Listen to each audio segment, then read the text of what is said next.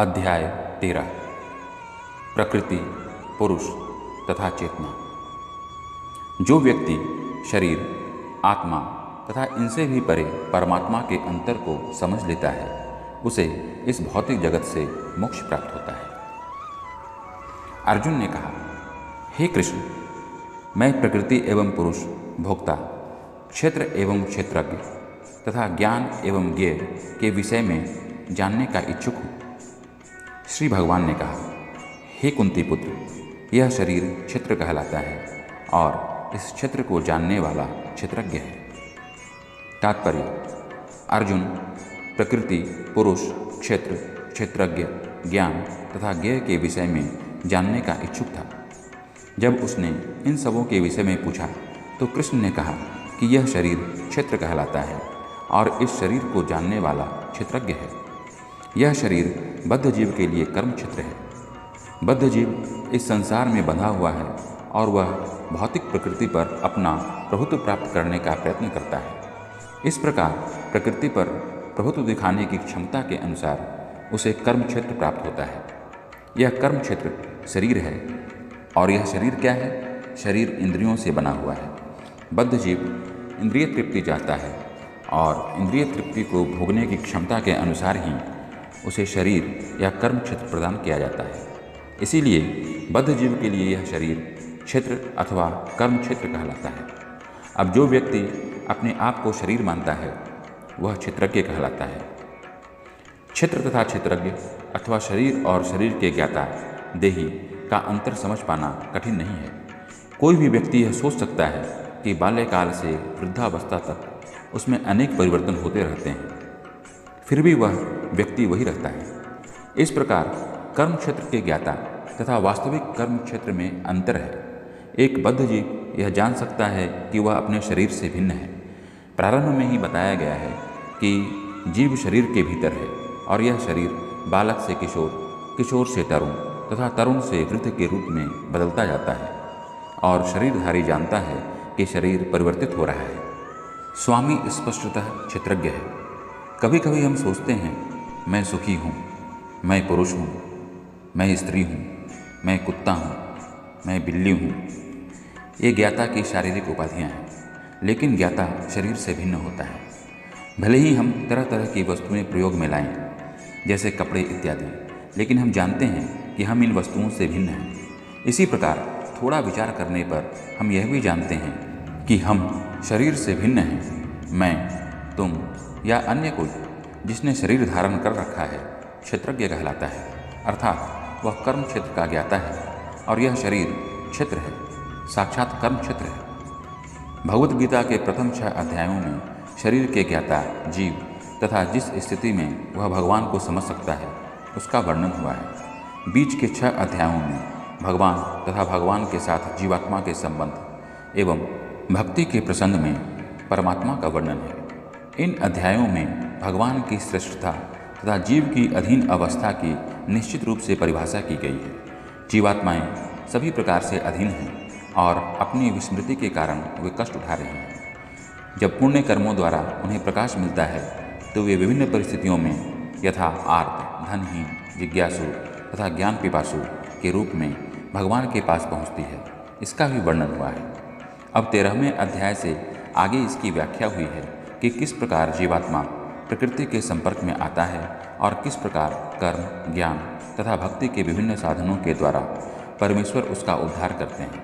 यद्यपि जीवात्मा भौतिक शरीर से सर्वथा भिन्न है, लेकिन वह किस तरह उससे संबंध हो जाता है, इसकी भी व्याख्या की गई है।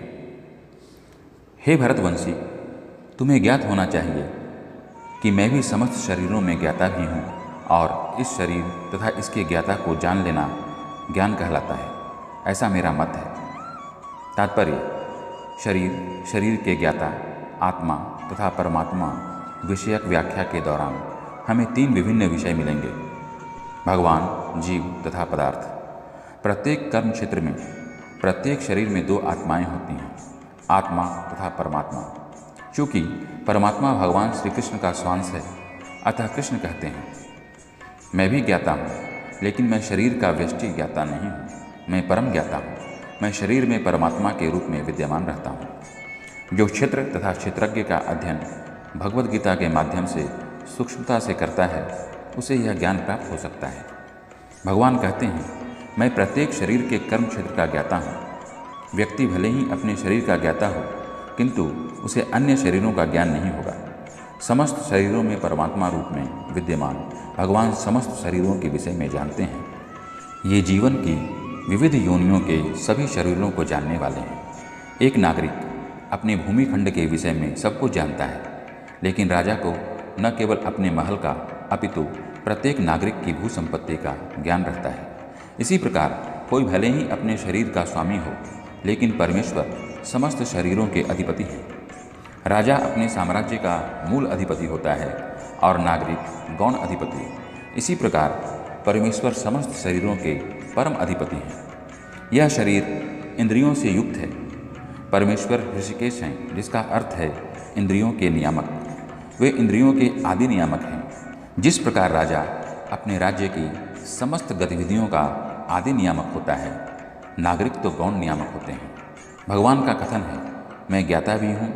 इसका अर्थ है कि वे परम ज्ञाता हैं। जीवात्मा केवल अपने विशिष्ट शरीर को ही जानता है। वैदिक ग्रंथों में इस प्रकार का वर्णन हुआ है। यह शरीर क्षेत्र कहलाता है और इस शरीर के भीतर इसके स्वामी तथा साथ ही परमेश्वर का वास है, जो शरीर तथा शरीर के स्वामी दोनों को जानने वाला है। इसलिए उन्हें समस्त क्षेत्रों का ज्ञाता कहा जाता है। कर्म क्षेत्र, कर्म के ज्ञाता तथा समस्त कर्मों के परम ज्ञाता का अंतर आगे बतलाया जा रहा है। वैदिक ग्रंथों में शरीर, आत्मा तथा परमात्मा के स्वरूप की सम्यक जानकारी ज्ञान नाम से अभिहित की जाती है। ऐसा कृष्ण का मत है। आत्मा तथा परमात्मा को एक मानते हुए भी पृथक पृथक समझना ज्ञान है। जो कर्म क्षेत्र तथा कर्म के ज्ञाता को नहीं समझता, उसे पूर्ण ज्ञान नहीं होता। मनुष्य को प्रकृति, पुरुष, प्रकृति का भोक्ता तथा ईश्वर, वह ज्ञाता जो प्रकृति एवं व्यष्टि आत्मा का नियामक है, की स्थिति को समझनी होती है। उसे तीनों के विभिन्न रूपों में किसी प्रकार का भ्रम पैदा नहीं करना चाहिए। मनुष्य को चित्रकार, चित्र तथा तूलिका में भ्रम नहीं करना चाहिए। यह भौतिक जगत जो कर्म क्षेत्र के रूप में है, प्रकृति है और इस प्रकृति का भोक्ता जीव है, और इन दोनों के ऊपर परम नियामक भगवान है। वैदिक भाषा में इसे इस प्रकार कहा गया है, ब्रह्म के तीन स्वरूप हैं। प्रकृति कर्म क्षेत्र के रूप में ब्रह्म है तथा जीव भी ब्रह्म है, जो भौतिक प्रकृति को अपने नियंत्रण में रखने का प्रयत्न करता है, और इन दोनों का नियामक भी ब्रह्म है, लेकिन वास्तविक नियामक वही है। इस अध्याय में बताया जाएगा कि इन दोनों ज्ञाताओं में से एक अच्युत है तो दूसरा च्युत, एक श्रेष्ठ है तो दूसरा अधीन है। जो व्यक्ति क्षेत्र के इन दोनों ज्ञाताओं को एक ही मान लेता है, वह भगवान के शब्दों का खंडन करता है, क्योंकि उनका कथन है, मैं भी कर्म क्षेत्र का ज्ञाता हूँ। जो व्यक्ति रस्सी को सर्प जान लेता है, वह ज्ञाता नहीं है। शरीर कई प्रकार के हैं और इनके स्वामी भी भिन्न भिन्न हैं। चूँकि प्रत्येक जीव की अपनी निजी सत्ता है, जिससे वह प्रकृति पर प्रभुता की सामर्थ्य रखता है, अतएव शरीर विभिन्न होते हैं, लेकिन भगवान उन सब में परम नियंता के रूप में विद्यमान रहते हैं। यहाँ पर च शब्द महत्वपूर्ण है, क्योंकि यह समस्त शरीरों का द्योतक है। यह श्रील बलदेव विद्याभूषण का मत है। आत्मा के अतिरिक्त प्रत्येक शरीर में कृष्ण परमात्मा के रूप में रहते हैं, और यहाँ पर कृष्ण स्पष्ट रूप से कहते हैं कि परमात्मा कर्म क्षेत्र तथा विशिष्ट भोक्ता दोनों का नियामक है। अब तुम मुझसे यह सब संक्षेप में सुनो कि कर्म क्षेत्र क्या है, यह किस प्रकार बना है, इसमें क्या परिवर्तन होते हैं, यह कहाँ से उत्पन्न होता है, इस कर्म क्षेत्र को जानने वाला कौन है और उसके क्या प्रभाव हैं। तात्पर्य: भगवान कर्म क्षेत्र, क्षेत्र तथा कर्म क्षेत्र के ज्ञाता क्षेत्रज्ञ की स्वाभाविक स्थितियों का वर्णन कर रहे हैं। मनुष्य को यह जानना होता है कि यह शरीर किस प्रकार बना हुआ है, यह शरीर किन पदार्थों से बना है, यह किसके नियंत्रण में कार्यशील है, इसमें किस प्रकार परिवर्तन होते हैं, ये परिवर्तन कहाँ से आते हैं, वे कारण कौन से हैं, आत्मा का चरम लक्ष्य क्या है तथा आत्मा का वास्तविक स्वरूप क्या है। मनुष्य को आत्मा तथा परमात्मा, उनके विभिन्न प्रभावों, उनकी शक्तियों आदि के अंतर को भी जानना चाहिए। यदि वह भगवान द्वारा दिए गए वर्णन के आधार पर भगवद गीता समझ ले तो ये सारी बातें स्पष्ट हो जाएंगी। लेकिन उसे ध्यान रखना होगा कि प्रत्येक शरीर में वास करने वाले परमात्मा को जीव का स्वरूप न मान बैठे। ऐसा तो सक्षम पुरुष तथा अक्षम पुरुष को एक समान बताने जैसा है। विभिन्न वैदिक ग्रंथों में विभिन्न ऋषियों ने कार्यकलापों के क्षेत्र तथा उन कार्यकलापों के ज्ञाता के ज्ञान का वर्णन किया है।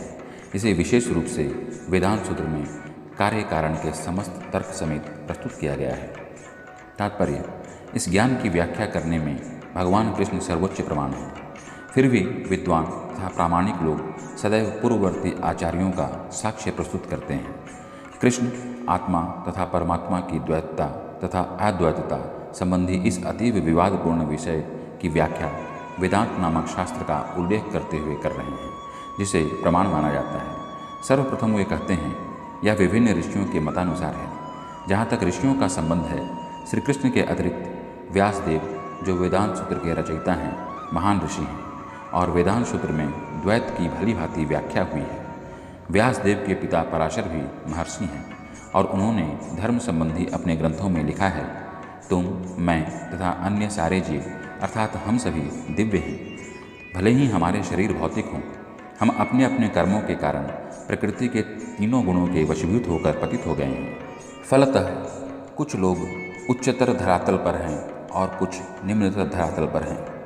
ये उच्चतर तथा निम्नतर धरातल अज्ञान के कारण है और अनंत जीवों के रूप में प्रकट हो रहे हैं, किंतु परमात्मा जो अच्युत है, तीनों गुणों से अदूषित है और दिव्य है।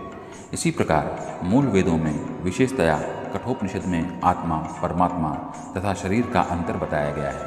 इसके अतिरिक्त अनेक महर्षियों ने इसकी व्याख्या की है, जिनमें पराशर प्रमुख माने जाते हैं। छंदोभी शब्द विभिन्न वैदिक ग्रंथों का सूचक है। उदाहरणार्थ तैत्तिरीय उपनिषद, जो यजुर्वेद की एक शाखा है, प्रकृति, जीव तथा भगवान के विषय में वर्णन करती है। जैसा कि पहले कहा जा चुका है कि क्षेत्र का अर्थ कर्म क्षेत्र है। क्षेत्रज्ञ की दो कोटियाँ हैं, जीवात्मा तथा परम पुरुष। जैसा कि तैत्तिरीय उपनिषद में कहा गया है, ब्रह्मम पुच्छम प्रतिष्ठा, भगवान की शक्ति का प्राकट्य अन्नमय रूप में होता है, जिसका अर्थ है अस्तित्व के लिए भोजन, अन्न पर निर्भरता। यह ब्रह्म की भौतिकवादी अनुभूति है।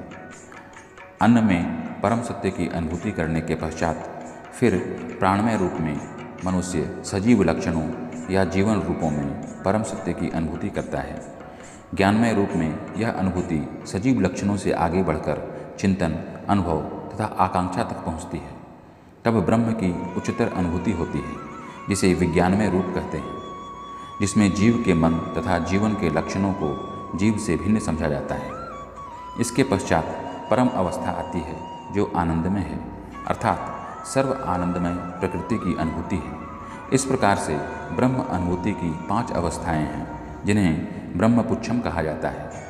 इनमें से प्रथम 3 अन्नमय, प्राणमय तथा ज्ञानमय अवस्थाएं जीवों के कार्यकलापों के क्षेत्र से संबंधित होती हैं। परमेश्वर इन कार्यकलापों के क्षेत्र से परे है और आनंदमय है। वेदांत सूत्र भी परमेश्वर को आनंदमयोभ्यासात् कहकर पुकारता है। भगवान स्वभाव से आनंदमय है। अपने दिव्य आनंद को भोगने के लिए वे विज्ञानमय, प्राणमय, ज्ञानमय तथा अन्नमय रूपों में विस्तार करते हैं। कार्यकलापों के क्षेत्र में जीव भोक्ता क्षेत्रज्ञ माना जाता है, किंतु आनंदमय उससे भिन्न होता है। इसका अर्थ यह हुआ कि यदि जीव आनंदमय का अनुगमन करने में सुख मानता है, तो वह पूर्ण बन जाता है। क्षेत्र के ज्ञाता क्षेत्रज्ञ रूप में परमेश्वर की और उसके अधीन ज्ञाता के रूप में जीव की तथा कार्यकलाप के क्षेत्र की प्रकृति का यह वास्तविक ज्ञान है। वेदांत सूत्र या ब्रह्म सूत्र में इस सत्य की गवेषणा करनी होगी। यहाँ इसका उल्लेख हुआ है कि ब्रह्म सूत्र के नीति वचन कार्य कारण के अनुसार सुंदर रूप में व्यवस्थित हैं।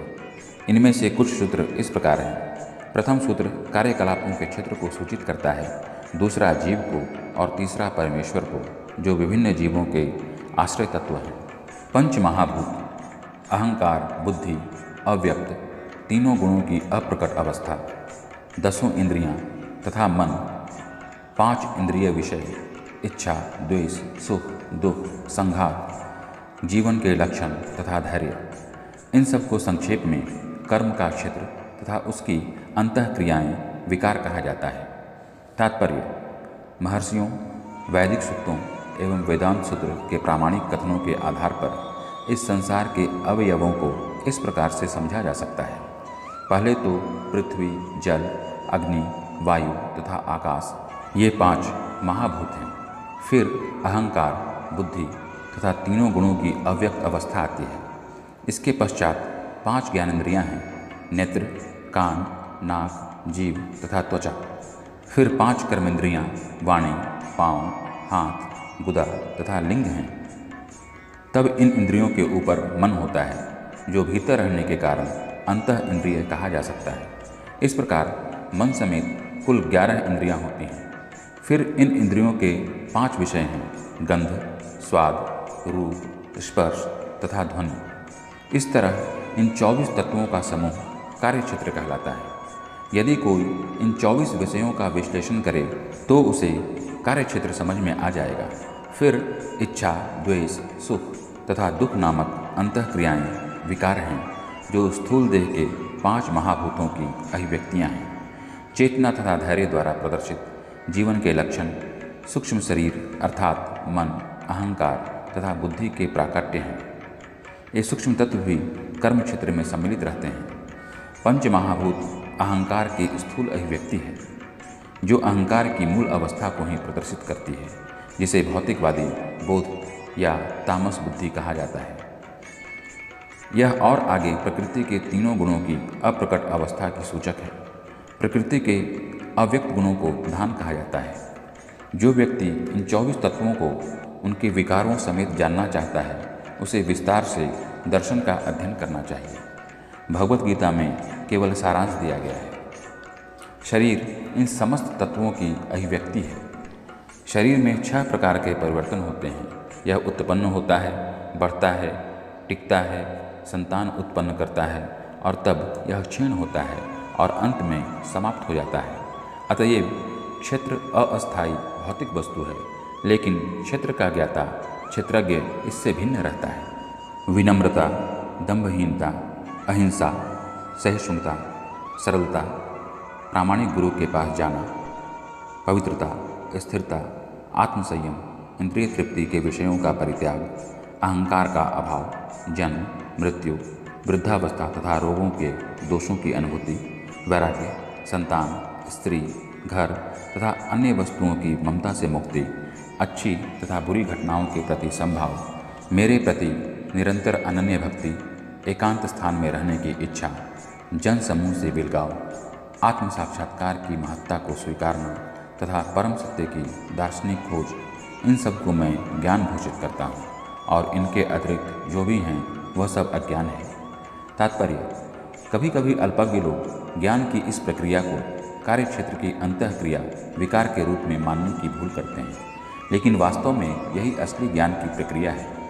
यदि कोई इस प्रक्रिया को स्वीकार कर लेता है तो परम सत्य तक पहुँचने की संभावना हो जाती है। यह इसके पूर्व बताए गए 24 तत्वों का विकार नहीं है।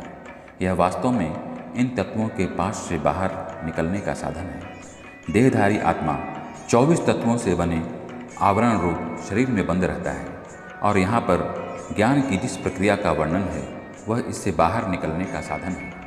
ज्ञान की प्रक्रिया के संपूर्ण वर्णन में से 11वें श्लोक की प्रथम पंक्ति सर्वाधिक महत्वपूर्ण है। ज्ञान की प्रक्रिया का अवसान भगवान की अनन्य भक्ति में होता है।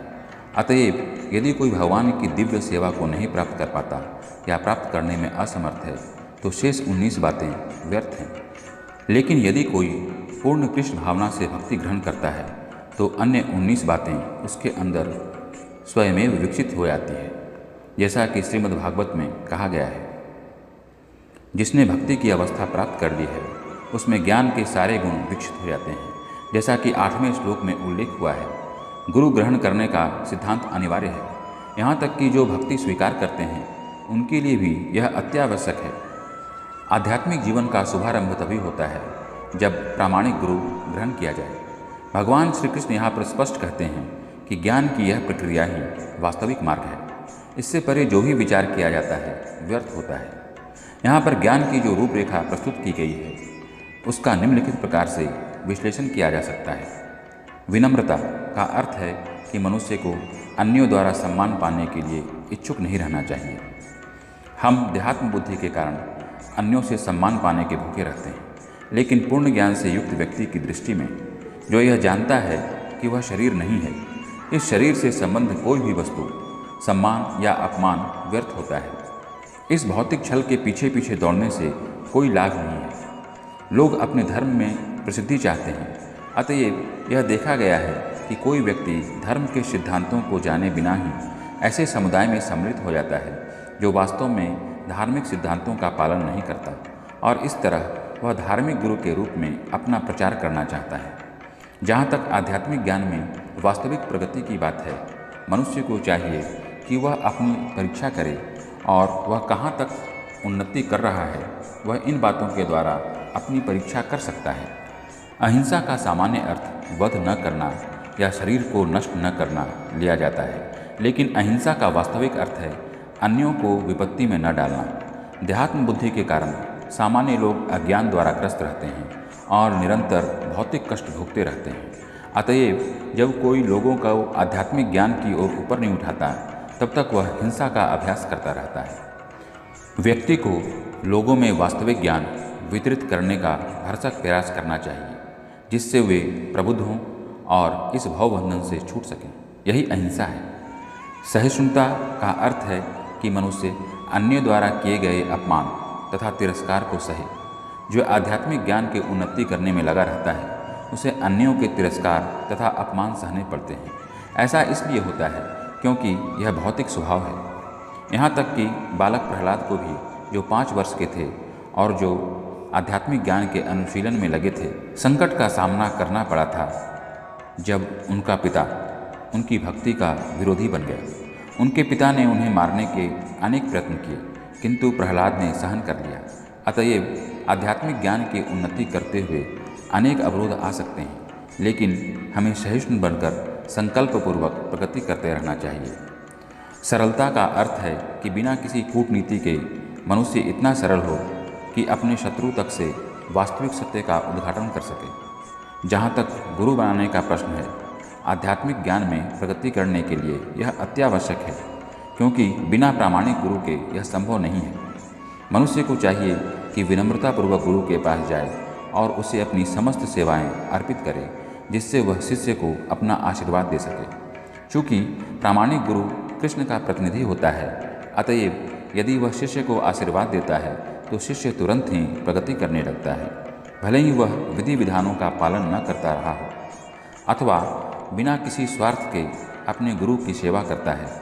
उसके लिए सारे यम सरल बन जाते हैं। आध्यात्मिक जीवन में प्रगति करने के लिए पवित्रता अनिवार्य है। पवित्रता 2 प्रकार की होती है, आंतरिक तथा बाह्य।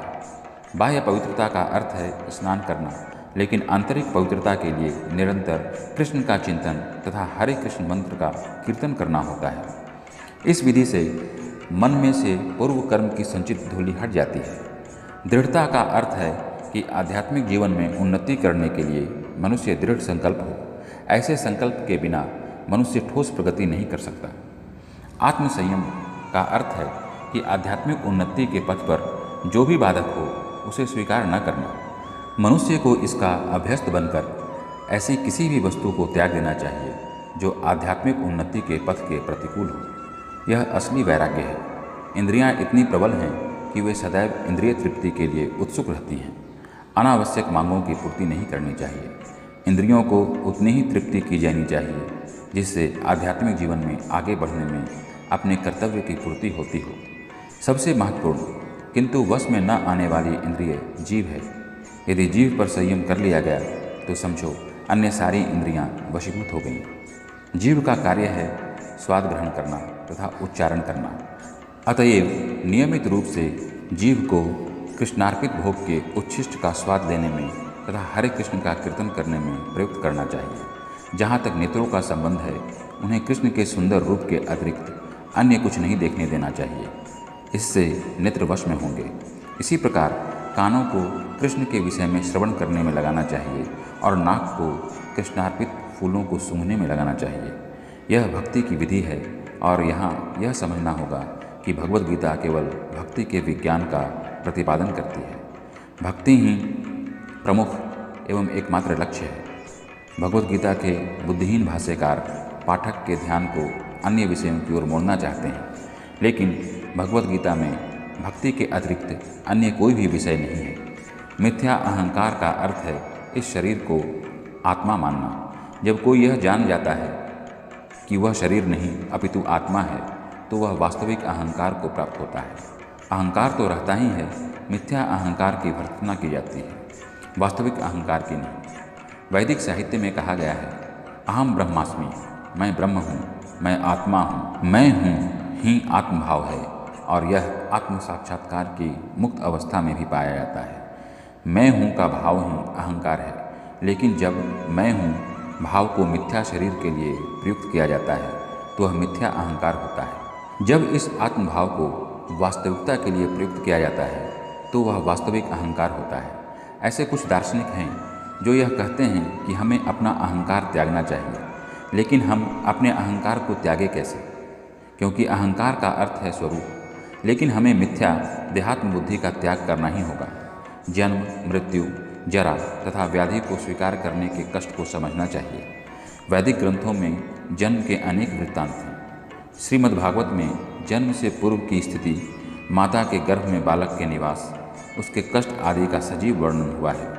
यह भली भांति समझ लेना चाहिए कि जन्म बहुत कष्टपूर्ण है।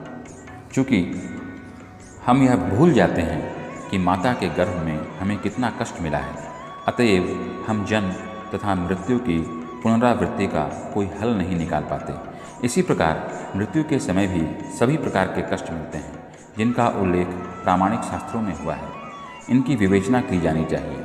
जहाँ तक रोग तथा वृद्धावस्था का प्रश्न है, सबों को इनका व्यावहारिक अनुभव है।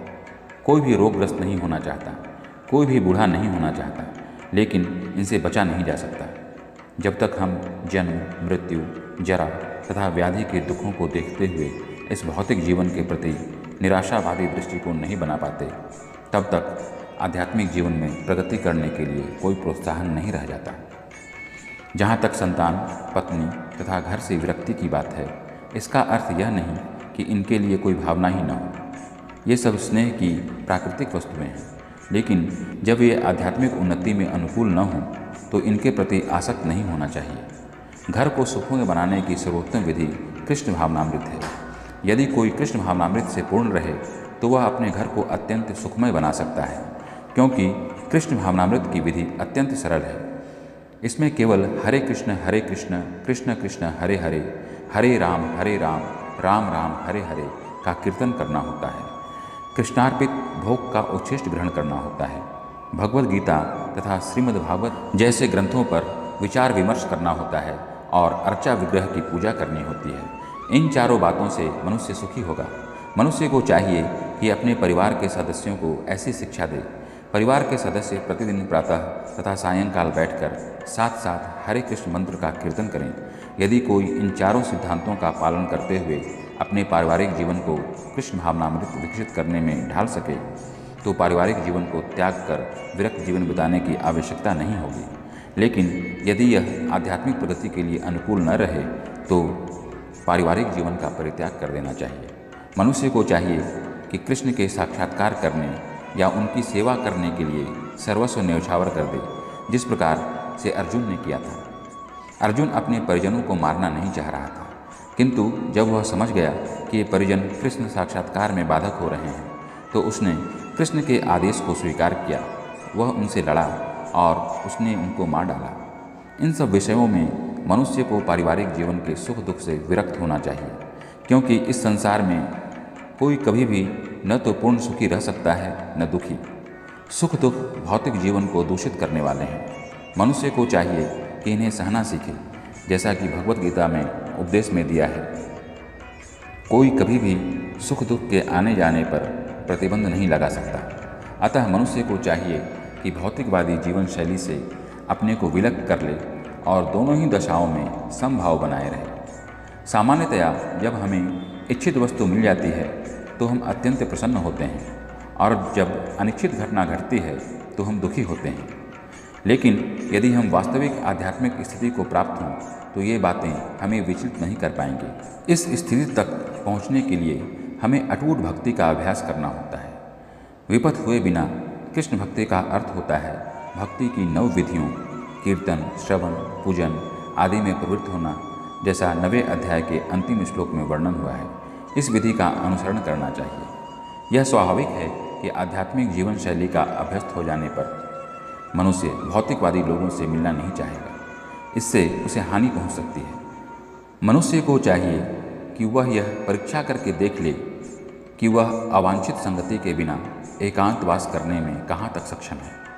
यह स्वाभाविक ही है कि भक्त में व्यर्थ के खेलकूद या सिनेमा जाने या किसी सामाजिक उत्सव में सम्मिलित होने की कोई रुचि नहीं होती, क्योंकि वह यह जानता है कि यह समय को व्यर्थ गंवाना है।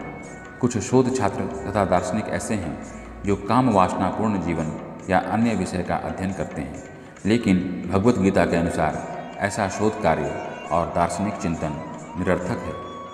यह एक प्रकार से व्यर्थ होता है। भगवत गीता के अनुसार मनुष्य को चाहिए कि अपने दार्शनिक विवेक से वह आत्मा की प्रकृति के विषय में शोध करे। उसे चाहिए कि वह अपने आत्मा को समझने के लिए शोध करे। यहाँ पर इसी की संस्तुति की गई है। जहाँ तक आत्म साक्षात्कार का संबंध है, यहाँ पर स्पष्ट उल्लेख है कि भक्ति योग ही व्यावहारिक है। जो ही भक्ति की बात उठे तो मनुष्य को चाहिए कि परमात्मा तथा आत्मा के संबंध पर विचार करे। आत्मा तथा परमात्मा कभी एक नहीं हो सकते, विशेषतया भक्ति योग में तो कभी नहीं। परमात्मा के प्रति आत्मा की यह सेवा नित्य है, जैसा कि स्पष्ट किया गया है। अतएव भक्ति शाश्वत है। मनुष्य को इसी दार्शनिक धारणा में स्थित होना चाहिए। श्रीमद्भागवत में व्याख्या की गई है। जो परम सत्य के वास्तविक ज्ञाता हैं वे जानते हैं कि आत्मा का साक्षात्कार 3 रूपों में किया जाता है, ब्रह्म, परमात्मा तथा भगवान।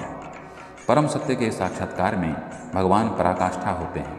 अतएव मनुष्य को चाहिए कि भगवान को समझने के पद तक पहुँचे और भगवान की भक्ति में लग जाए। यही ज्ञान की पूर्णता है। विनम्रता से लेकर भगवत साक्षात्कार तक की विधि भूमि से चलकर ऊपर मंजिल तक पहुंचने के लिए सीढ़ी के समान है। इस सीढ़ी में कुछ ऐसे लोग हैं जो अभी पहली सीढ़ी पर हैं, कुछ दूसरी पर तो कुछ तीसरी पर। किंतु जब तक मनुष्य ऊपरी मंजिल पर नहीं पहुंच जाता, जो कि कृष्ण का ज्ञान है, जब तक वह ज्ञान की निम्नतर अवस्था में ही रहता है। यदि कोई ईश्वर की बराबरी करते हुए आध्यात्मिक ज्ञान में प्रगति करना चाहता है तो उसका प्रयास विफल होगा। यह स्पष्ट कहा गया है कि विनम्रता के बिना ज्ञान संभव नहीं है। अपने को ईश्वर समझना सर्वाधिक गर्व है। यद्यपि जीव सदैव प्रकृति के कठोर नियमों द्वारा ठुकराया जाता है, फिर भी वह अज्ञान के कारण सोचता है कि मैं ईश्वर हूँ। ज्ञान का शुभारंभ अमानित्व या विनम्रता से होता है। मनुष्य को विनम्र होना चाहिए। परमेश्वर के प्रति विद्रोह के कारण ही मनुष्य प्रकृति के अधीन हो जाता है। मनुष्य को इस सच्चाई को जानना और इससे विश्वस्त होना चाहिए। अब मैं तुम्हें ज्ञेय के विषय में बतलाऊंगा, जिसे जानकर तुम नित्य ब्रह्म का आस्वादन कर सकोगे। यह ब्रह्म या आत्मा जो अनादि है और मेरे अधीन है, इस भौतिक जगत के कार्य कारण से परे स्थित है।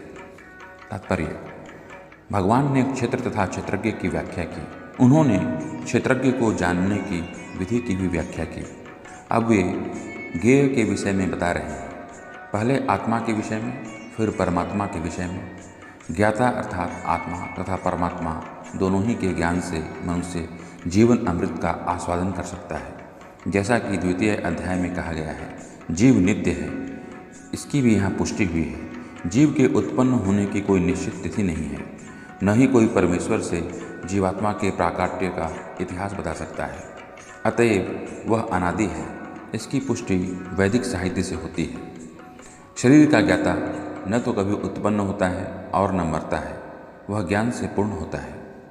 वैदिक साहित्य में भी परमेश्वर को परमात्मा रूप में शरीर का मुख्य ज्ञाता तथा प्रकृति के गुणों का स्वामी कहा गया है। स्मृति वचन है, जीवात्माएं सदा भगवान की सेवा में लगी रहती हैं। इसकी पुष्टि भगवान चैतन्य के अपने उपदेशों से भी है।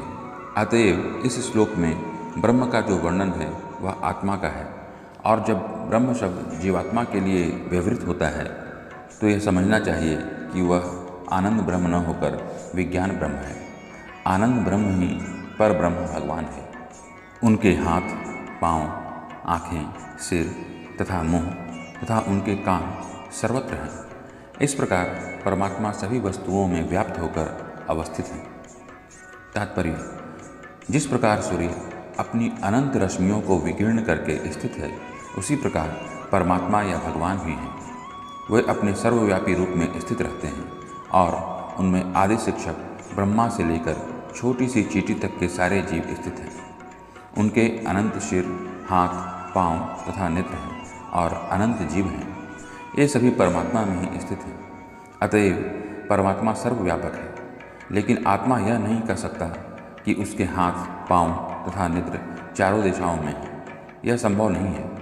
यदि वह अज्ञान के कारण यह सोचता है कि उसे इसका ज्ञान नहीं है कि उसके हाथ तथा पैर चतुर्दिक प्रसरित हैं, किंतु समुचित ज्ञान होने पर वह ऐसी स्थिति में आ जाएगा, तो उसका ऐसा सोचना उल्टा है।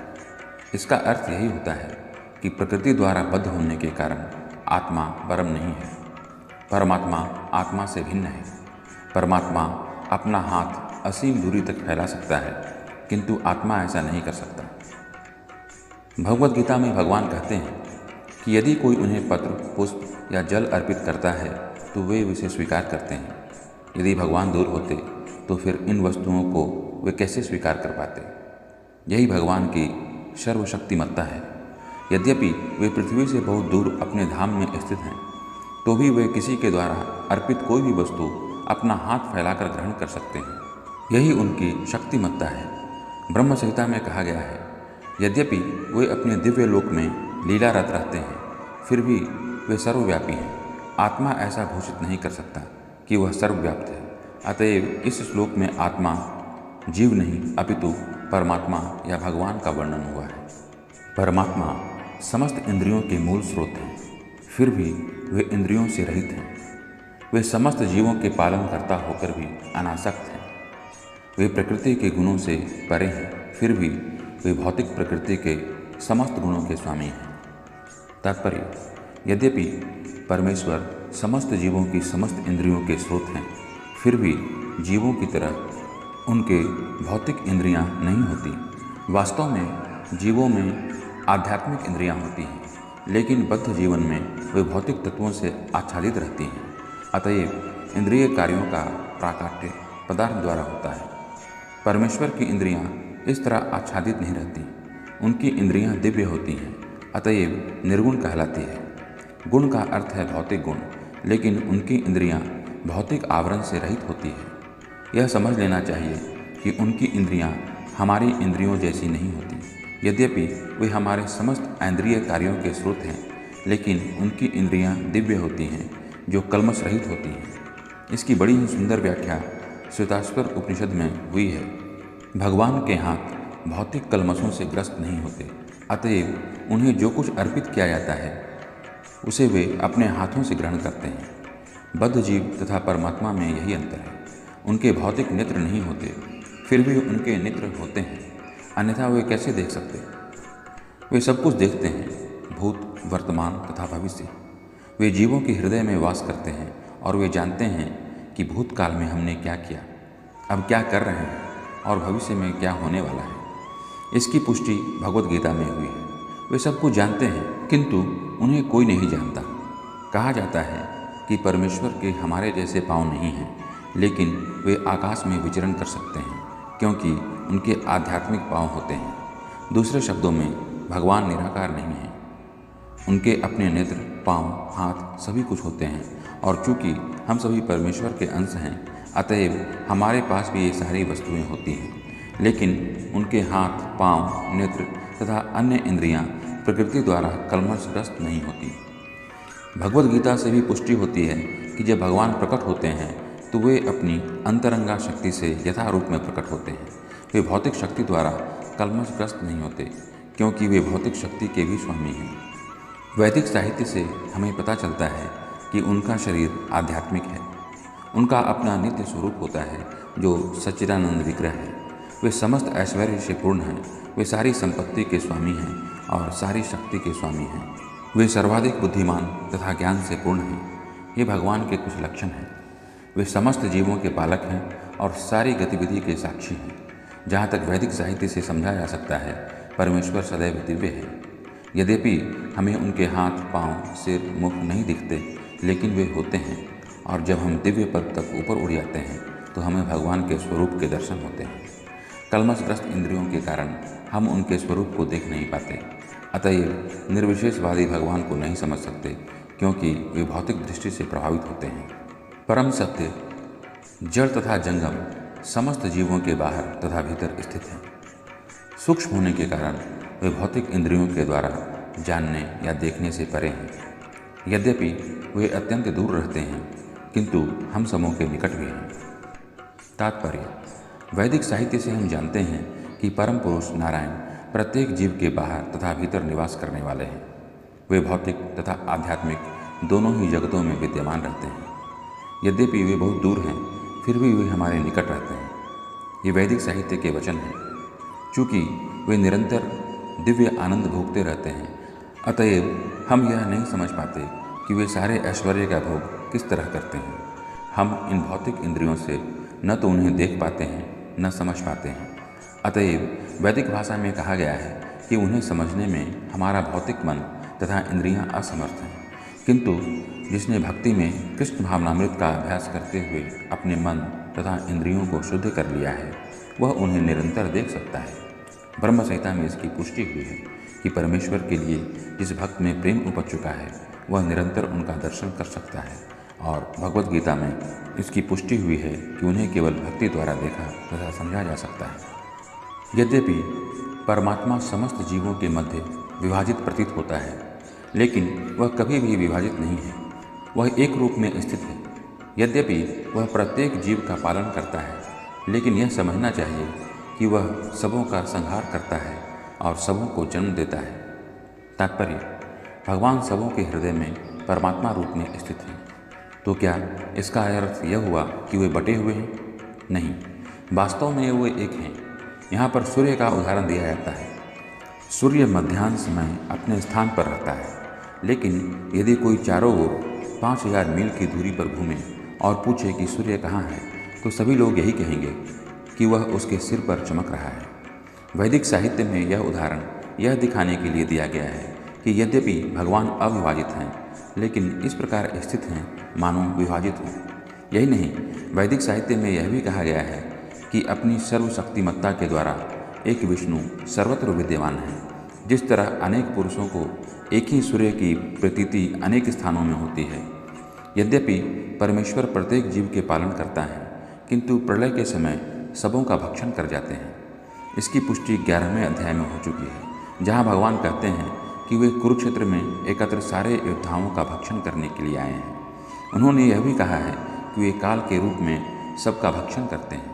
वे सबके प्रलयकारी और संहार करता है। जब सृष्टि की जाती है तो वे सबों को मूल स्थिति से विकसित करते हैं और प्रलय के समय उन सबको निगल जाते हैं। वैदिक स्रोत पुष्टि करते हैं कि वे समस्त जीवों के मूल तथा सबके आश्रय स्थल हैं।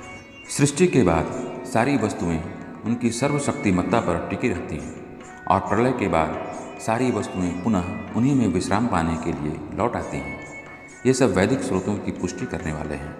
वे समस्त प्रकाशमान वस्तुओं के प्रकाश स्रोत हैं। वे भौतिक अंधकार से परे हैं और अगोचर हैं।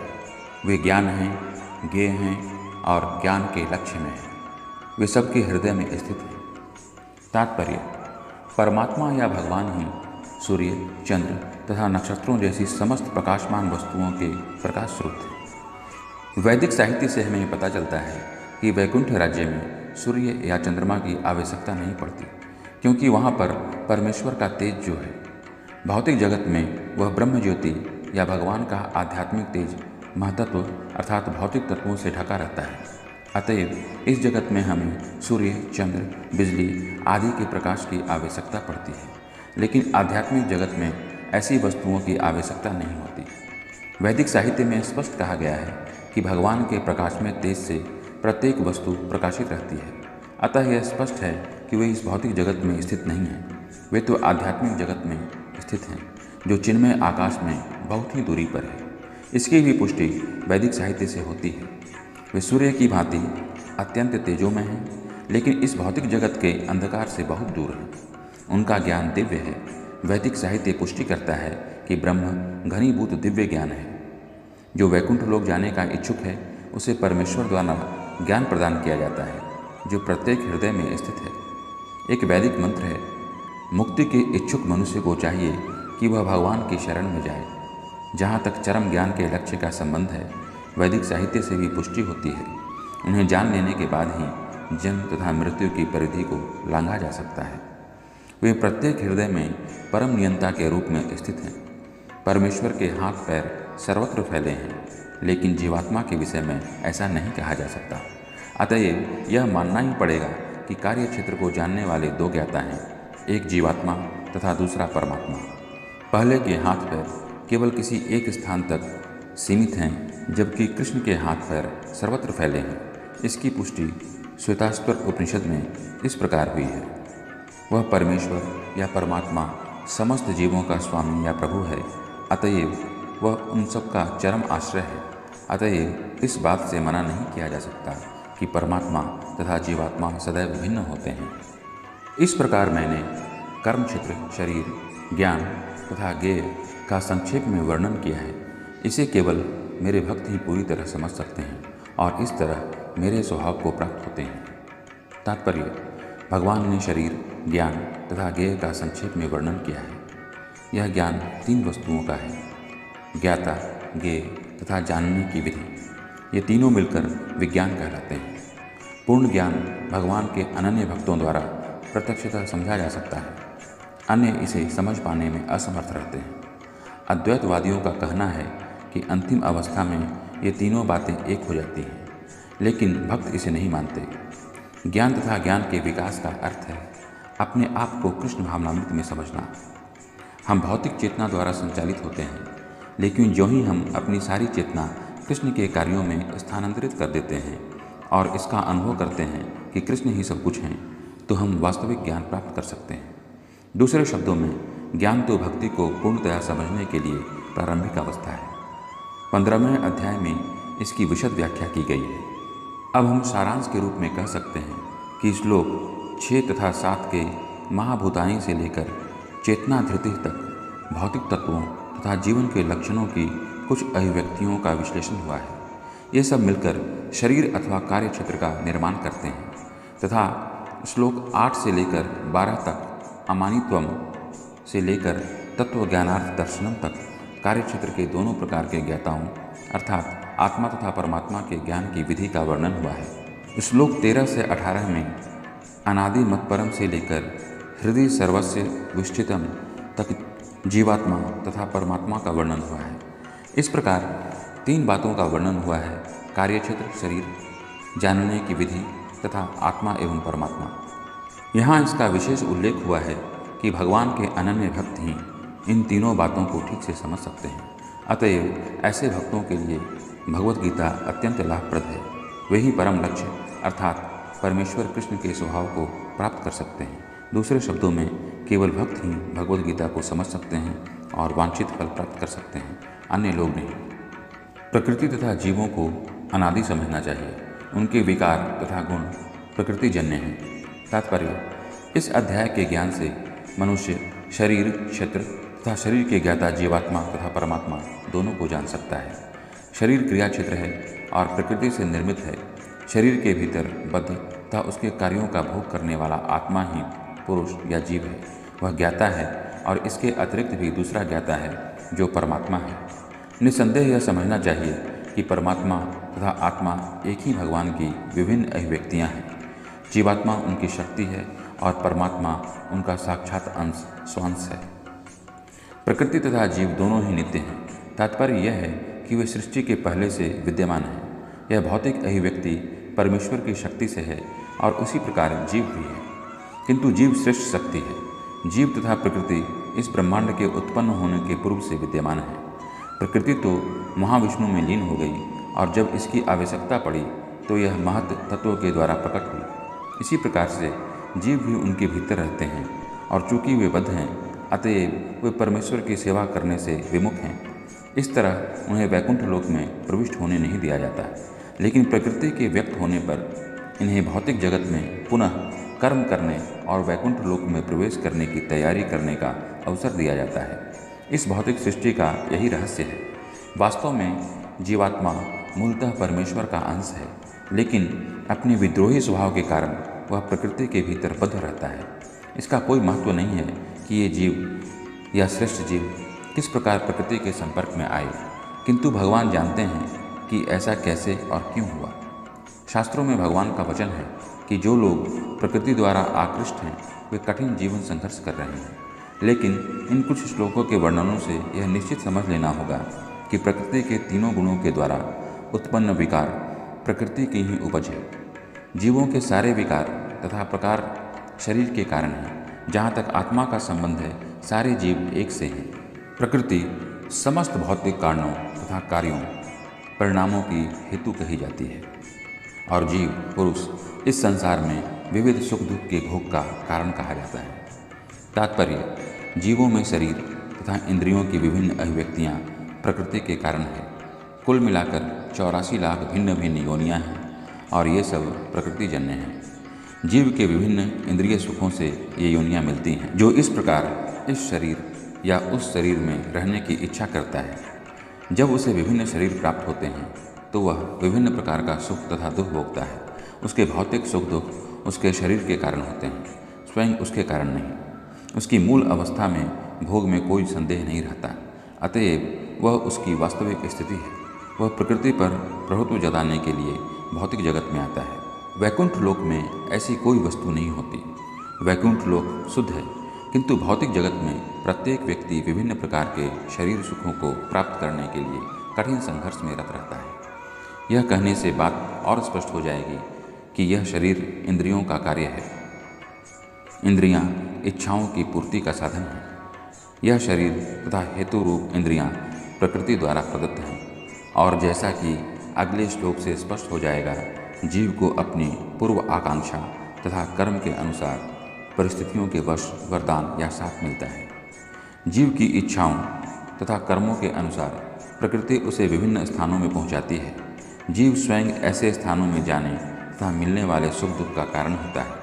एक प्रकार का शरीर प्राप्त हो जाने पर वह प्रकृति के वश में हो जाता है, क्योंकि शरीर पदार्थ होने के कारण प्रकृति के नियमानुसार कार्य करता है। उस समय शरीर में ऐसी शक्ति नहीं कि वह उस नियम को बदल सके। मान लीजिए कि जीव को कुत्ते का शरीर प्राप्त हो गया। ज्यों ही वह कुत्ते के शरीर में स्थापित किया जाता है, उसे कुत्ते की भांति आचरण करना होता है। वह अन्यथा आचरण नहीं कर सकता। यदि जीव को शूकर का शरीर प्राप्त होता है तो वह मल खाने तथा शूकर की भांति रहने के लिए बाध्य है। इसी प्रकार यदि जीव को देवता का शरीर प्राप्त होता है तो उसे अपने शरीर के अनुसार कार्य करना होता है। यही प्रकृति का नियम है। लेकिन समस्त परिस्थितियों में परमात्मा जीव के साथ रहता है। वेदों में इसकी व्याख्या इस प्रकार की गई है। परमेश्वर जीव पर इतना कृपालु है कि वह सदा जीव के साथ रहता है और सभी परिस्थितियों में परमात्मा रूप में विद्यमान रहता है। इस प्रकार जीव प्रकृति के तीनों गुणों का भोग करता हुआ प्रकृति में ही जीवन बिताता है। यह उस प्रकृति के साथ उसकी संगति के कारण है।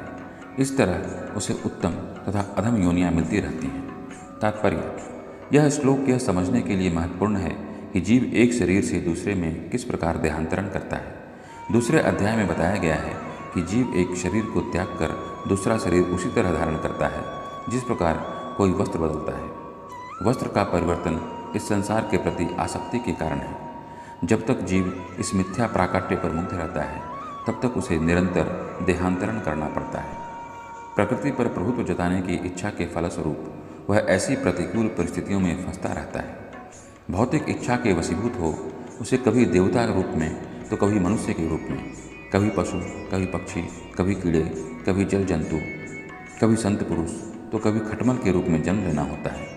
यह क्रम चलता रहता है और प्रत्येक परिस्थिति में जीव अपने को परिस्थितियों का स्वामी मानता रहता है, जबकि वह प्रकृति के वश में होता है। यहाँ पर बताया गया है कि जीव किस प्रकार विभिन्न शरीरों को प्राप्त करता है। यह प्रकृति के विभिन्न गुणों की संगति के कारण है। अतएव इन गुणों से ऊपर उठकर दिव्य पद पर स्थित होना होता है। यही कृष्ण भावनामृत कहलाता है। कृष्ण भावनामृत में स्थित हुए बिना भौतिक चेतना मनुष्य को एक शरीर से दूसरे शरीर में देहांतरण करने के लिए बाध्य करती रहती है, क्योंकि अनादिकाल से उसमें भौतिक आकांक्षाएं व्याप्त हैं। लेकिन उसे इस विचार को बदलना होगा।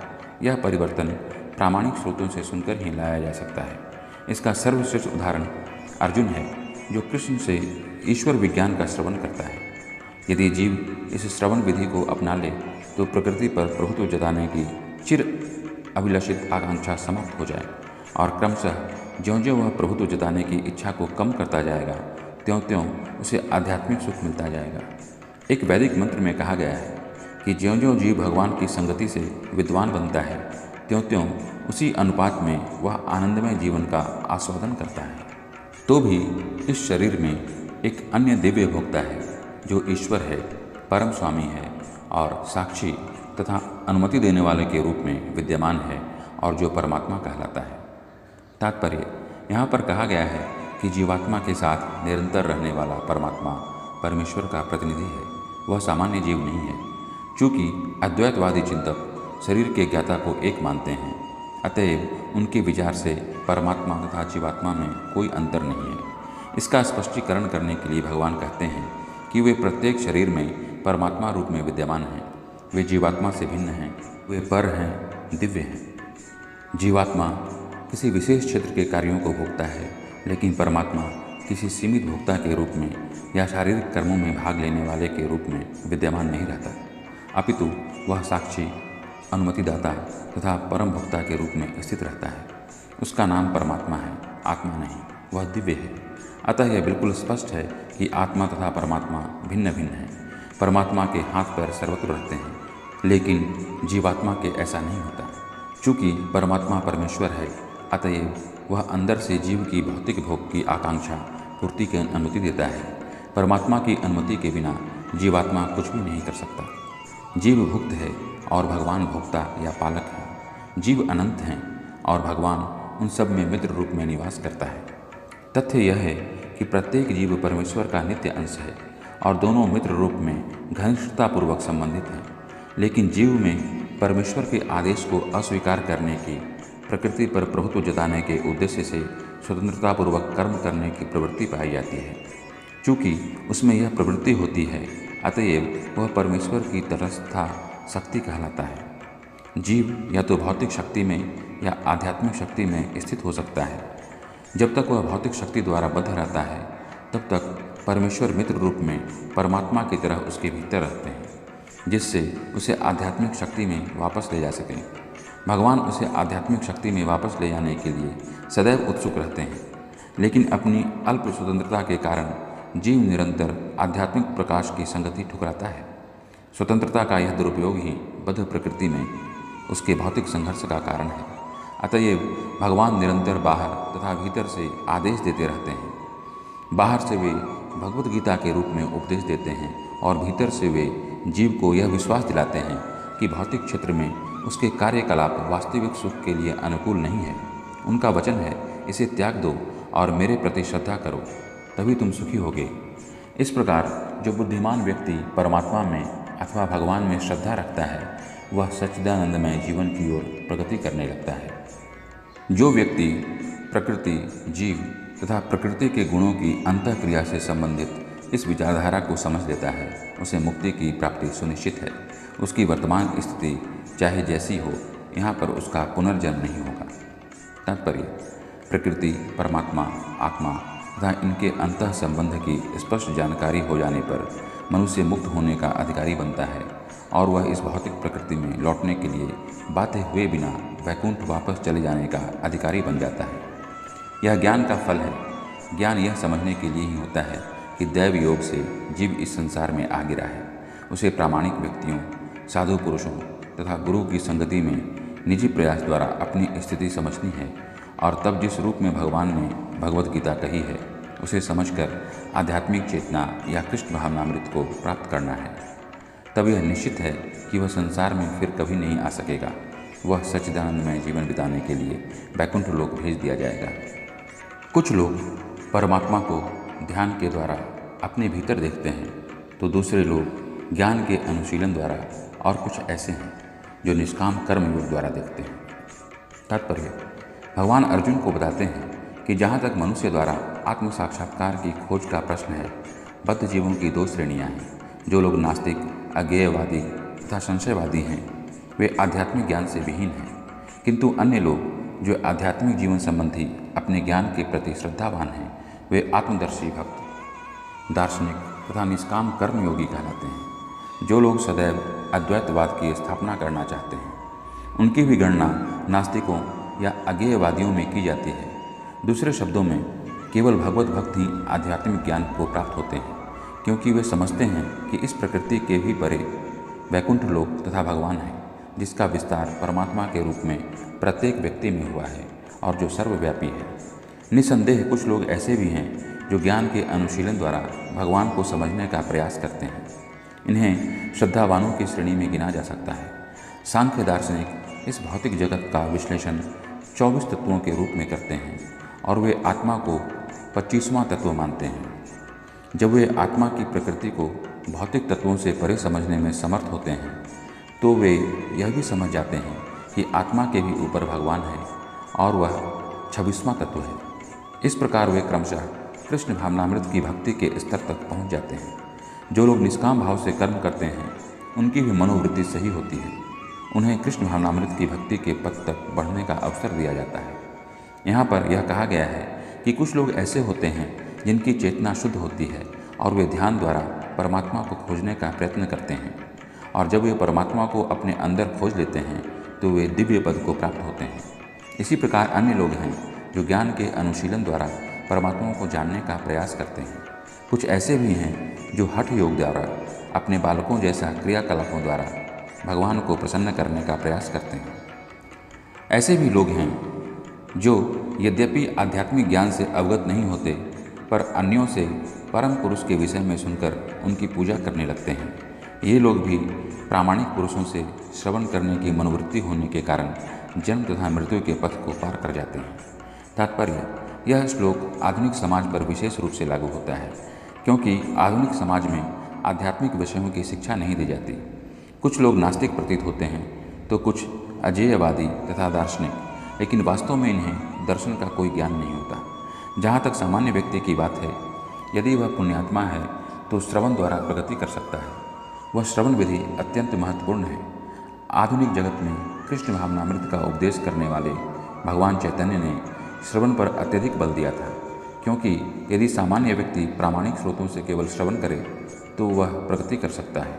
विशेषतया चैतन्य महाप्रभु के अनुसार यदि वह हरे कृष्ण कृष्ण कृष्ण हरे हरे, हरे राम राम राम हरे हरे दिव्य ध्वनि को सुने। इसीलिए कहा गया है कि सभी व्यक्तियों को सिद्ध पुरुषों से श्रवण करने का लाभ उठाना चाहिए और इस तरह क्रम से प्रत्येक वस्तु समझने में समर्थ बनना चाहिए। तब निश्चित रूप से परमेश्वर की पूजा हो सकेगी।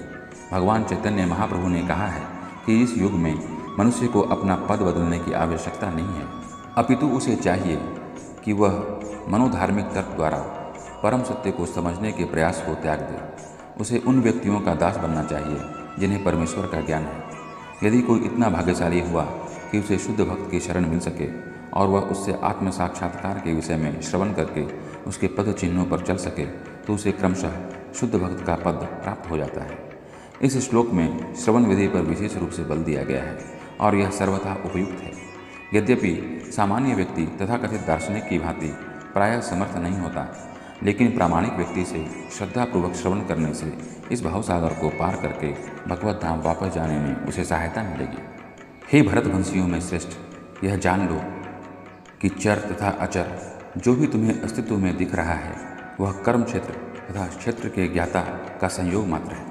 तात्पर्य, इस श्लोक में ब्रह्मांड की सृष्टि के भी पूर्व से अस्तित्व में रहने वाली प्रकृति तथा जीव दोनों की व्याख्या की गई है। जो कुछ भी उत्पन्न किया जाता है वह जीव तथा प्रकृति का संयोग मात्र होता है। वृक्ष, पर्वत आदि ऐसे अनेक अभिव्यक्तियाँ हैं जो गतिशील नहीं हैं। इनके साथ ही ऐसी अनेक वस्तुएं हैं जो गतिशील हैं और ये सब भौतिक प्रकृति या परा प्रकृति अर्थात जीव के संयोग मात्र हैं। परा प्रकृति जीव के स्पर्श के बिना कुछ भी उत्पन्न नहीं हो सकता। भौतिक प्रकृति तथा आध्यात्मिक प्रकृति का संबंध निरंतर चल रहा है और यह संयोग परमेश्वर द्वारा संपन्न कराया जाता है। अतएव वे ही परा तथा अपरा प्रकृतियों के नियामक हैं। अपरा प्रकृति उनके द्वारा सृष्ट है और परा प्रकृति उस अपरा प्रकृति में रखी जाती है। इस प्रकार सारे कार्य तथा अभिव्यक्तियाँ घटित होती हैं। जो परमात्मा को समस्त शरीरों में आत्मा के साथ देखता है और जो यह समझता है कि इस नश्वर शरीर के भीतर न तो आत्मा न ही परमात्मा कभी विनष्ट होता है, वही वास्तव में देखता है। तात्पर्य, जो व्यक्ति सत्संगति से तीनों वस्तुओं को शरीर का स्वामी या आत्मा तथा आत्मा के मित्र को एक साथ संयुक्त देखता है, वही सच्चा ज्ञानी है। जब तक आध्यात्मिक विषयों के वास्तविक ज्ञाता की संगति नहीं मिलती, तब तक कोई इन तीनों वस्तुओं को नहीं देख सकता। जिन लोगों की ऐसी संगति नहीं होती, वे अज्ञानी हैं। वे केवल शरीर को देखते हैं और जब यह शरीर विनष्ट हो जाता है तो समझते हैं कि सब कुछ नष्ट हो गया, लेकिन वास्तविकता यह नहीं है। शरीर के विनष्ट होने पर आत्मा तथा परमात्मा का अस्तित्व बना रहता है और वे अनेक विविध चर तथा अचर रूपों में सदैव जाते रहते हैं।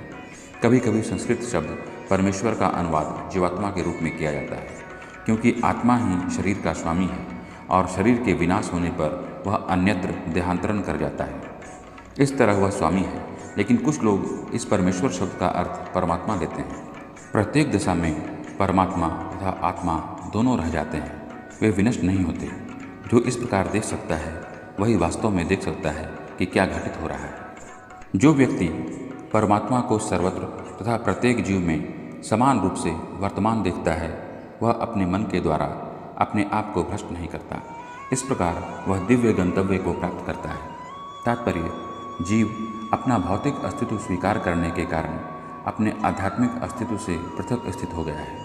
किंतु यदि वह यह समझता है कि परमेश्वर अपने परमात्मा स्वरूप में सर्वत्र स्थित हैं, अर्थात यदि वह भगवान की उपस्थिति प्रत्येक वस्तु में देखता है, तो वह विघटनकारी मानसिकता से अपने आप को नीचे नहीं गिराता और इसलिए वह क्रमशः वैकुंठ लोक की ओर बढ़ता जाता है। सामान्यतया मन इंद्रिय तृप्तिकारी कार्यों में लीन रहता है, लेकिन जब वही मन परमात्मा की ओर उन्मुख होता है तो मनुष्य आध्यात्मिक ज्ञान में आगे बढ़ जाता है। जो यह देखता है कि सारे कार्य शरीर द्वारा संपन्न किए जाते हैं, जिसकी उत्पत्ति प्रकृति से हुई है, और जो देखता है कि आत्मा कुछ भी नहीं करता, वही यथार्थ में देखता है। तात्पर्य, यह शरीर परमात्मा के निर्देशानुसार प्रकृति द्वारा बनाया गया है और मनुष्य के शरीर के जितने भी कार्य संपन्न होते हैं, वे उसके द्वारा नहीं किए जाते। मनुष्य जो भी करता है, चाहे सुख के लिए करे या दुख के लिए, वह शारीरिक रचना के कारण उसे करने के लिए बाध्य होता है, लेकिन आत्मा इन शारीरिक कार्यों से विलग रहता है। यह शरीर मनुष्य को पूर्व इच्छाओं के अनुसार प्राप्त होता है। इच्छाओं की पूर्ति के लिए शरीर मिलता है, जिससे वह इच्छानुसार कार्य करता है। एक तरह से शरीर एक यंत्र है जिसे परमेश्वर ने इच्छाओं की पूर्ति के लिए निर्मित किया है। इच्छाओं के कारण ही मनुष्य दुख भोगता है या सुख पाता है। जब जीव में यह दिव्य दृष्टि उत्पन्न हो जाती है, तो वह शारीरिक कार्यों से पृथक हो जाता है। जिसमें ऐसी दृष्टि आ जाती है, वही वास्तविक दृष्टा है। जब विवेकवान व्यक्ति विभिन्न भौतिक शरीरों के कारण विभिन्न स्वरूपों को देखना बंद कर देता है और यह देखता है कि किस प्रकार से जीव सर्वत्र फैले हुए हैं, तो वह ब्रह्मबोध को प्राप्त होता है। तात्पर्य, जब मनुष्य यह देखता है कि विभिन्न जीवों के शरीर उस जीव की विभिन्न इच्छाओं के कारण उत्पन्न हुए हैं और वे आत्मा से किसी तरह से संबद्ध नहीं है, तो वह वास्तव में देखता है। देहात्म बुद्धि के कारण हम किसी को देवता, किसी को मनुष्य, कुत्ता, बिल्ली आदि के रूप में देखते हैं। यह भौतिक दृष्टि है, वास्तविक दृष्टि नहीं है। यह भौतिक भेदभाव देहात्म बुद्धि के कारण है। भौतिक शरीर के विनाश के बाद आत्मा एक रहता है। यही आत्मा भौतिक प्रकृति के संपर्क से विभिन्न प्रकार के शरीर धारण करता है। जब कोई इसे देख पाता है तो उसे आध्यात्मिक दृष्टि प्राप्त होती है। इस प्रकार जो मनुष्य पशु, ऊंच नीच आदि के भेदभाव से मुक्त हो जाता है, उसकी चेतना शुद्ध हो जाती है और वह अपने आध्यात्मिक स्वरूप में कृष्ण भावनामृत विकसित करने में समर्थ होता है। तब वह वस्तुओं को जिस रूप में देखता है, उसे अगले श्लोक में बताया गया है। शाश्वत दृष्टि संपन्न लोग यह देख सकते हैं कि अविनाशी आत्मा दिव्य, शाश्वत तथा गुणों से अतीत है। हे अर्जुन, भौतिक शरीर के साथ संपर्क होते हुए भी आत्मा न तो कुछ करता है और न लिप्त होता है। तात्पर्य, ऐसा प्रतीत होता है कि जीव उत्पन्न होता है क्योंकि भौतिक शरीर का जन्म होता है, लेकिन वास्तव में जीव शाश्वत है।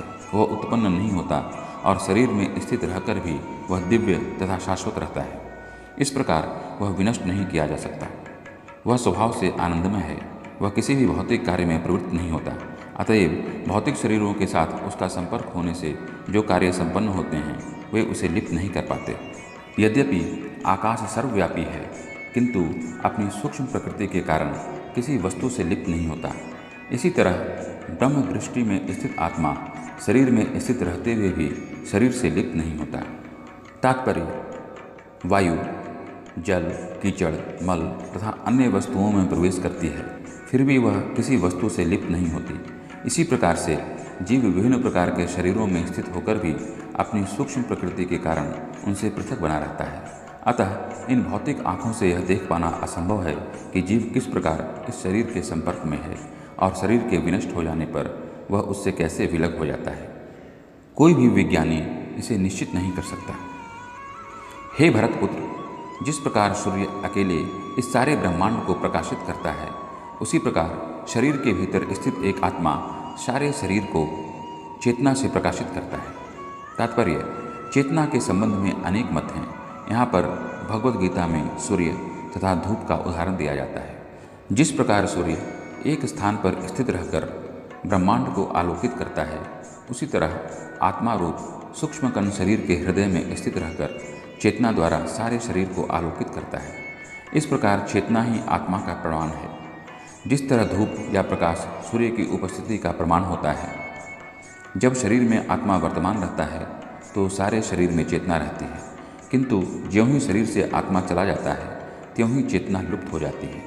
इसे बुद्धिमान व्यक्ति सुगमता से समझ सकता है। अतएव चेतना पदार्थ के संयोग से नहीं बनी होती, यह जीव का लक्षण है। जीव की चेतना यद्यपि गुणात्मक रूप से परम चेतना से अभिन्न है, किंतु परम नहीं है, क्योंकि एक शरीर की चेतना दूसरे शरीर से संबंधित नहीं होती। लेकिन परमात्मा, जो आत्मा के सखा के रूप में समस्त शरीरों के प्रति सचेष्ट रहते हैं, परम चेतना तथा व्यष्टि चेतना में यही अंतर है।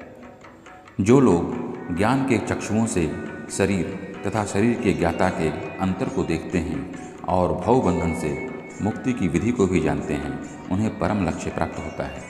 तात्पर्य: इस 13वें अध्याय का तात्पर्य यही है कि मनुष्य को शरीर, शरीर के स्वामी तथा परमात्मा के अंतर को समझना चाहिए।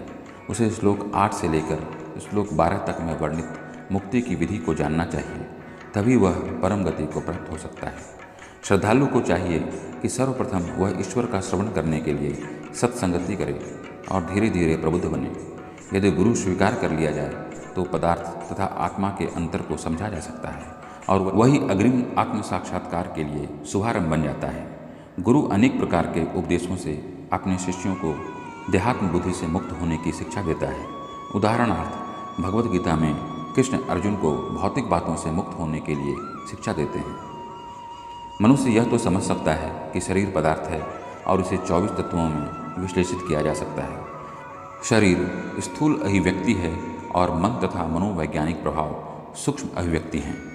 जीवन के लक्षण इन्हीं तत्वों की अंतःक्रिया विकार हैं, किंतु इनसे भी ऊपर आत्मा और परमात्मा है। आत्मा तथा परमात्मा दो हैं। यह भौतिक जगत आत्मा तथा 24 तत्वों के संयोग से कार्यशील है। जो संपूर्ण भौतिक जगत की इस रचना को आत्मा तथा तत्वों के संयोग से हुई मानता है और परमात्मा की स्थिति को भी देखता है, वही वैकुंठ लोक जाने का अधिकारी बन पाता है। ये बातें चिंतन तथा साक्षात्कार की हैं। मनुष्य को चाहिए कि गुरु की सहायता से इस अध्याय को भली भांति समझ ले। इस प्रकार श्रीमद्भगवत गीता के 13वें अध्याय प्रकृति, पुरुष तथा चेतना का भक्ति वेदांत तात्पर्य पूर्ण हुआ।